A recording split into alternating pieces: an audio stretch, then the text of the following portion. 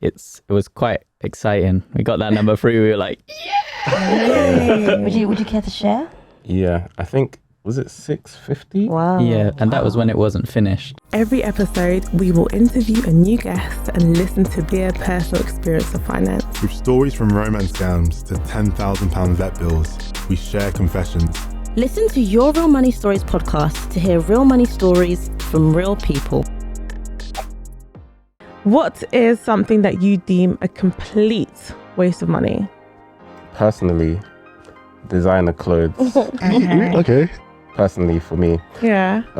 But I see you wearing those Nike... Yeah, no, I was going to say, what are you wearing right now? I got these on offer. So you guys have both been making headlines recently because of your property journey. The average wage is in the UK, is about £26,000.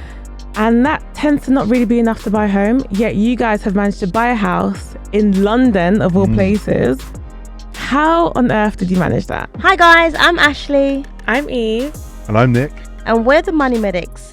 And we're the hosts of Your Real Money Stories. an original podcast series brought to you in association with Zopa. I want to introduce our special guests. Hi guys. So they are a property duo that have completely blown on TikTok recently because of all the different things that they've been going through with their property. You guys have been going through a lot We went recently, through it. but we're going to get into that. So they go by the name of Bricks and Disorder. That's actually a really, really cool name. I understand why, but tell us, why do you call yourself Bricks and Disorder? Colin can take this one. It's fairly simple. Bricks stands for the house. Yeah. Disorder stands for everything us. We are just the least people you'd expect to get a house. We have no organization skills. Everything we've done has been complete chaos. Okay. And we're trying to stop people learn from our mistakes, basically. Yeah. We're trying to make people learn from our mistakes. Awesome. I freaking love your TikTok. I'm learning so much about you guys. I learned so much about what I shouldn't do if I ever want to buy a property in London. But your journey has been amazing. So let's just kind of jump into today's episode. So we're talking about all things property. So buying, renting, government schemes, you name it, we've got it covered.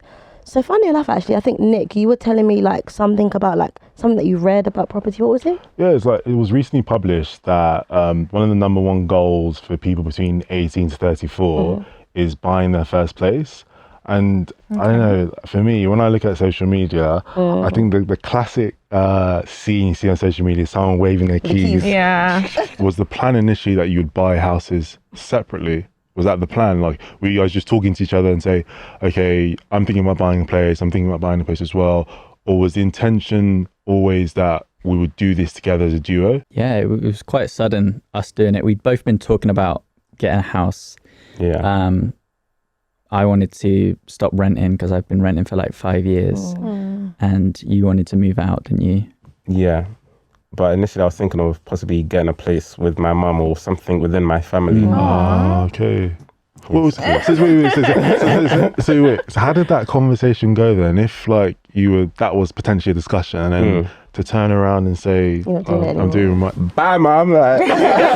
Easy. You just didn't tell her. I told her, Mum, I'm thinking about getting a house with blah, blah. And she's like, at first I think she was like, nah, there's no way that would happen. But she was open to it. I was like, oh, cool. I was like, all right. Peace.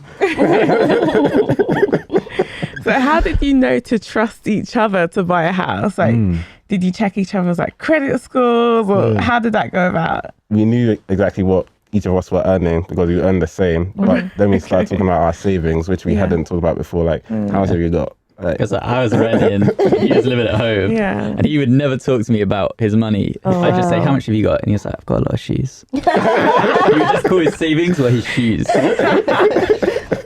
Whereas I was like, I'm broke. In a friendship, how do you make that conversation about talking about money less awkward? Who initiated the conversation, and because I can see you guys are very transparent about costs and savings and everything. How did you get to this place? Do you remember who started the conversation? I think it was me. I think I asked you if you wanted to do it. There were many steps. Initially it was me and my mum, and then I was like, no, actually let's do it together. But But then there was also a stage where we were possibly thinking about doing it with someone else, as in a 3. Right, Oh, okay. And then like What happened to the third? Yeah. we decided that it just wouldn't work out. Okay. Were the finalists not up to scratch or? No, they it might be wasn't- listening. Of course, parts of the reason why you've gone viral is because of all the renovations that you And guys like how much KFC they All eat the as well. disasters. and the KFC. Wow. Yeah. What's that the most you've eaten in one sitting so far? Was it? I think I saw 100 chicken nuggets. Was it 300 chicken nuggets? I mean, chicken wings. What was it? It's getting bigger and bigger. First of all, I don't eat chicken nuggets, like especially McDonald's chicken nuggets. Those are trash. Oh, he's fancy. Yeah, the chicken they're trash. I can't be eating them. I like McDonald's. McDonald's is nice, but I like the apple. I feel like the best thing on McDonald's menu is the apple pie. Okay. Apple pie is the best thing on McDonald's menu, and the ice cream. Anyway, sorry. No, keep going about McDonald's. Like the chicken wings. Yeah, the KFC. The last time we did it was for 200 KFC goals. We do it every time when we hit 100k milestone so far. Okay. I don't know if we're gonna do it again. 200 chicken wings. Oh my gosh. Okay, so half of the reason why you've gone viral is because of your KFC. And then the other half is because of all the trials and tribulations that you've gone through with doing up your house. But the thing is, when you do it yourself, you tend to save a lot of money. So tell me a bit about the financial aspects of it. So how much would you have spent if you got builders in, and how much have you done yourself, and how much have you saved by doing it yourself as well? From a money point of view, we've spent so far in the house, and bearing in mind we've stripped like everything back and pretty much done everything, around £30,000. Oh, wow. Okay. And it would have probably cost more in the region of close to £100,000. That's crazy. Yeah, it's been mad, but it's like every job that we did was expected to cost like in excess of £5,000 or £3,000, and then we would do it for like a couple £100. Are there particular jobs that people should try doing more themselves as opposed to getting someone else or paying someone else? Are there particular jobs that stand out to you guys? I was gonna say tiling. Really? I think tiling is Surprising. doable. Do you agree? Yeah, I was going to say the same. I think bathrooms in general are actually, it wasn't that difficult. It was fairly simple. Don't get me wrong, we messed that up a lot. We did it twice. Right? We tiled on top of a tile. The tile started falling off the wall. But we did it. Like that's the main thing. And knowing what we did, we knew we could have done it without any mistakes if we just did some other checks beforehand That's as like well. quite a big thing, markup that helped, because we did the whole bathroom ourselves, and it was still expensive, but compared to what it would have cost to have somebody come and do it was like massively different. Like how much are they quoting you? I think that one was over £10,000 for what they were doing. To do one bathroom? Yeah, And how much did you guys roughly spend to do it? I think around 4,000, but that included partly building an extension. So it was like, it was just an outside toilet. We turned it into a full bathroom. So some of our community members have sent in anonymous voice notes of their property dilemmas.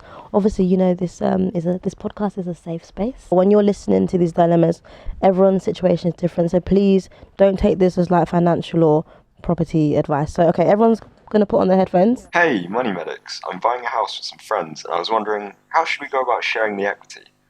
So, me, my girlfriend, and a close friend of mine are in the process of buying a house with the aim of selling it on in a few years' time. And we're a bit unsure on the best way to split the proceeds from the sale.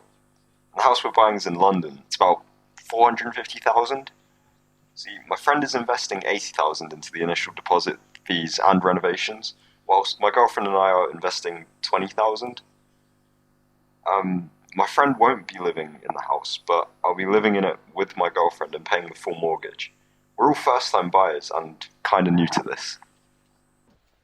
Interesting. Does this sound familiar? Yeah. Very similar to us. Same price of house as ours. Oh, really? Okay. What we did was really simple. It was 50-50 everything. And we made sure we did that just because of how much easier it made our lives, especially as first-time buyers. I think in their situation, that would scare me a little bit because there's so many different factors, but it's definitely something you can do. I just think it helps to keep it as simple as possible and take out as many variables. You bought the place for 450,000, your place, which is very similar to Dilemma now. Have you guys had it revalued recently? Yeah, from an estate agent. So obviously it's not like official numbers, but it was quite exciting. We got that number through. We were like, yeah. Would you care to share? Yeah, I think, was it 650? Wow. yeah, and that was when it wasn't finished. Yeah. And he said once it was finished to the same standard, around 750.